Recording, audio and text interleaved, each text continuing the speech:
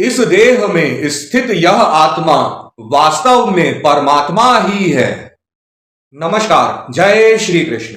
कल तक हमने श्रीमद् भगवद गीता के 13वें अध्याय क्षेत्र क्षेत्रज्ञ विभाग योग के 13 से लेकर 18 तक के श्लोक व उनका हिंदी में व्याख्यान सुना, जिनमें 1 से लेकर 18 तक के श्लोकों में ज्ञान सहित क्षेत्र क्षेत्रज्ञ का विषय है।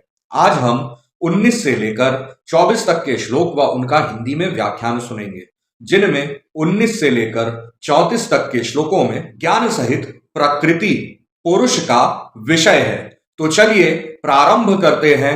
जय श्री कृष्ण। श्री परमात्मने नमः।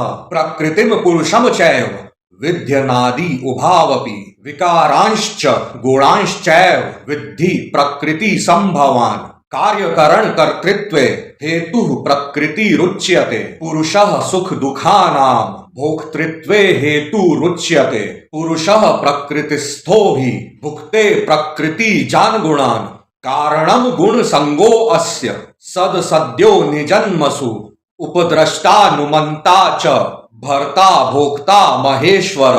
परमात्मेति चाप्युक्तो देहे अस्मिन् पुरुषः परः।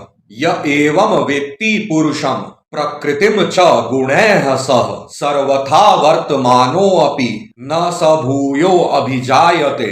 ध्यानेनात्मनि पश्यन्ति केचिदात्मानमात्मना अन्ये सांख्येन योगेन कर्म योगेन चापरे।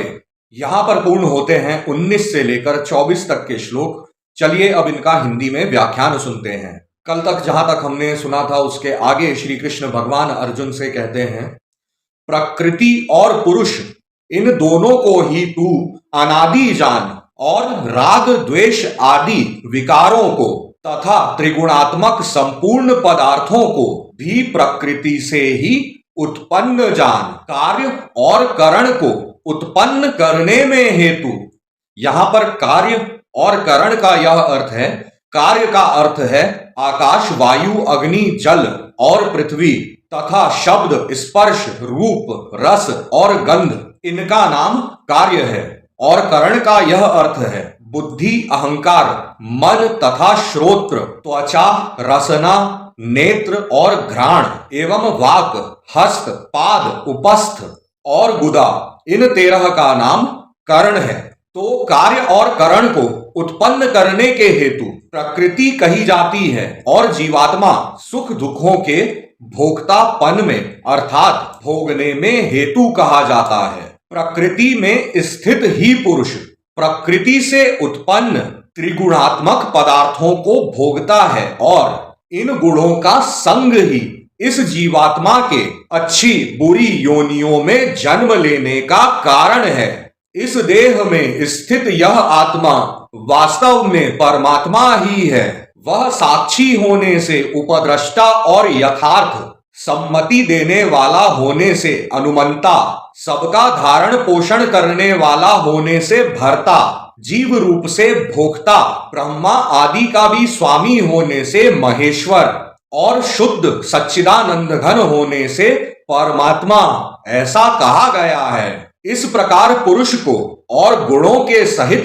प्रकृति को जो मनुष्य तत्व से जानता है, वह सब प्रकार से कर्तव्य कर्म करता हुआ भी फिर नहीं जन्मता है।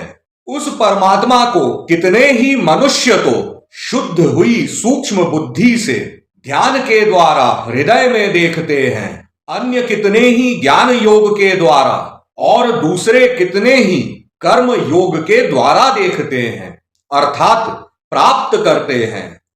यहां पर पूर्ण होते हैं श्रीमद् भगवद गीता के 13वें अध्याय क्षेत्र क्षेत्रज्ञ विभाग योग के 19 से लेकर 24 तक के श्लोक व उनका हिंदी में व्याख्यान। आगे की श्रीमद् भगवद गीता सुनने के लिए हमारे साथ जुड़े रहें और कमेंट में जय श्री कृष्ण राधे राधे लिखते रहें। आप सभी का बहुत बहुत धन्यवाद।